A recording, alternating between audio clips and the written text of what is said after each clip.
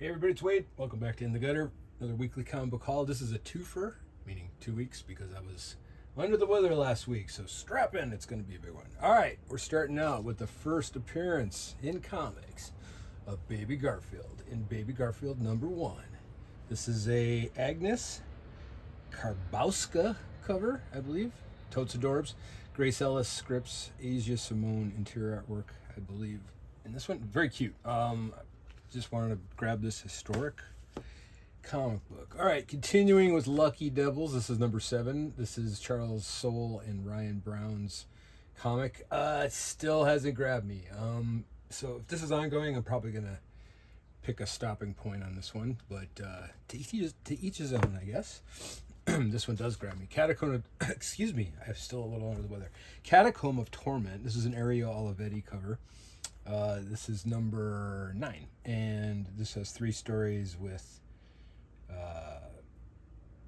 Lansdale's in this, David Lapham, Jude Olson, Doyle. Yeah, it's a cool thing. I enjoyed this quite a bit. Devil on My Shoulder #4. This is Cal Starks, Peter Kowalski, and I believe it's a Peter Kowalski cover, and it is. Yeah, more Dark Horse Horror. This is issue #4, if I didn't say that. And in the spirit of crime and sort of crime parodies, a little poke at national politics. This is the 5th issue of Absurd Ventures presents American Caper. This is Dan Hauser and Laszlo. Scripts with David Lapham artwork. This is a cover by Tyler Boss, and I believe he did all the covers, at least the 8 covers for this series so far. Got a Marvel one here. We got Marvel's Mark Spector Moon Knight #2. This is Jed McKay and Devmalia Paramink. Script and interior artwork. This is Apollo Sequeria cover, and Moon Knight's not having a great day. All right, so this is the Carnage crossover, Death Spiral. This is part 4. Amazing Spider-Man #24. I'm reading like every 9th part of this, so I have no idea what's going on, but it's a Giuseppe Camuncoli cover with Charles Soule's scripts on this one, and Jesus Saiz interior artwork. So there you go. And then Mark Waid's Batman and Superman World's Finest #49, gearing up to the big 50th issue, which I believe is a double-sized one. This is a Dan Mora cover. Mark Waid scripts, as I mentioned. Mark Russell and Marcus Toe interior artwork. And this is now only 3 months away from Armageddon Assembles. This is Captain America #8, Doom Shadow Part 3. This is Chip Zdarsky and Jan Bazaldua. I can't believe I cannot pronounce all these names. Valerio Schiti cover. Very nice. All right, new Batwoman story. This one's kind of cool. Kind of got a little Frank Miller vibe on the artwork here. This is Danny, which is someone I wasn't that familiar with, but I'm happy to have discovered them. Cover and interior artwork, and a Greg Rucka script. And then I picked up the Steven Sejic cardstock variant. Just kind of a nice illustration on this one. And the thing that's always cool about these DC variants, if you want to spring for the extra buck to get the cover you want, you can still get the A cover inside. I think I've showed you that before, but that's kind of cool if you didn't know about it. All right, rebooting Lobo. This one is a Scotty Young story. Jorge Corona artwork and cover. This one's fun. It's Lobo doing what Lobo does. It's also kind of a cool jumping on point because it quickly summarizes everything that's happened to Lobo since the Simon Bisley stuff back in the hay. This was a good one. This was Dead Teenagers from Oni Press. This is Jude Ellison Doyle, as I mentioned, from the Catacomb of Torment book. This is what I think is a simulation of dead teenagers dying, and something goes awry. It's the first issue. It kind of grabs you. I do not know what is happening yet, but I'm very interested. All right, Geiger #22, strong book. This is Jeff Johns and Gary Frank. This is I get all 3 covers, so this is 22. I don't know which one's A, B, or C, but spoiler alert: he finds his family again, and he's glowing. So I just love these covers. Are fantastic. The artwork, the graphic design, the page quality, the smell, everything about these are really good. Ghost Machine imprint. digging it. I hope that it continues on and people give him lots of money. All right, Invincible Universe's Battle Beast #7 by Robert Kirkman and Ryan Ottley. This is just the best. You know, if you like Invincible, this book is like right in there. Some of the offshoots aren't as good, which I'll get to in a second, but this is as enjoyable in some ways, if not more. Digging the heck out of that one. So looking forward to continuing that.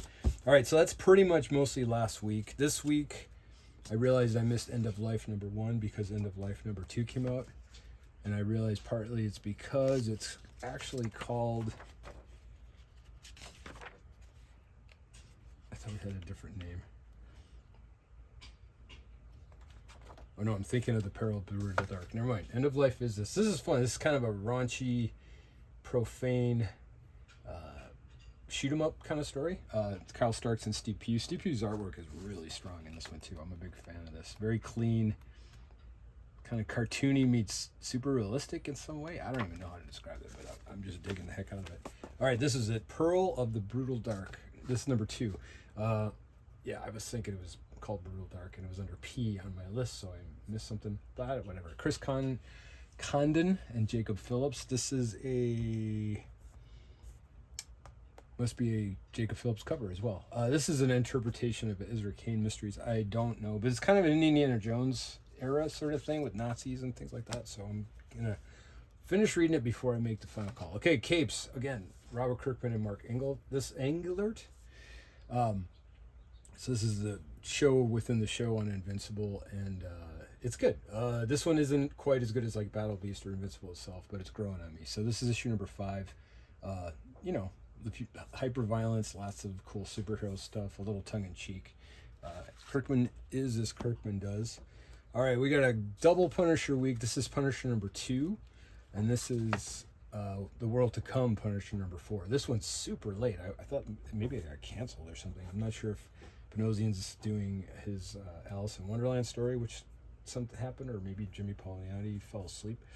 Anyway, this one has a David Marquez cover and Benjamin Percy scripts with Jose Luis Suarez interior artwork. And this one,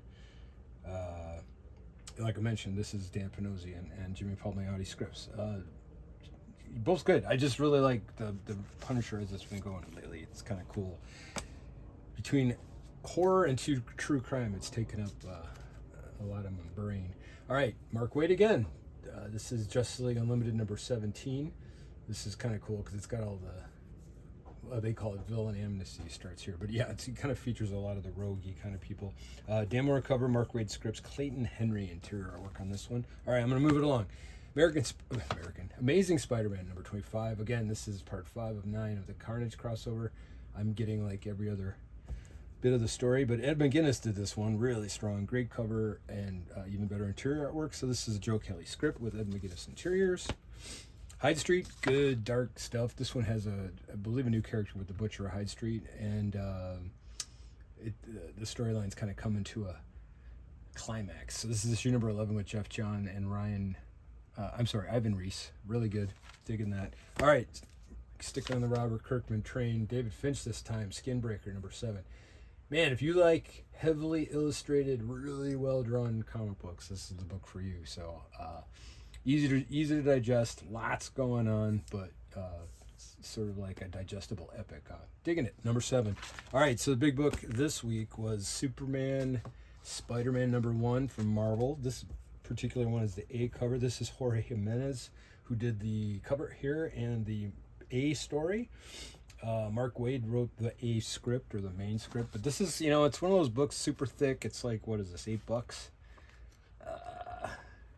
But there's a lot of different things going on. So let me see where we have.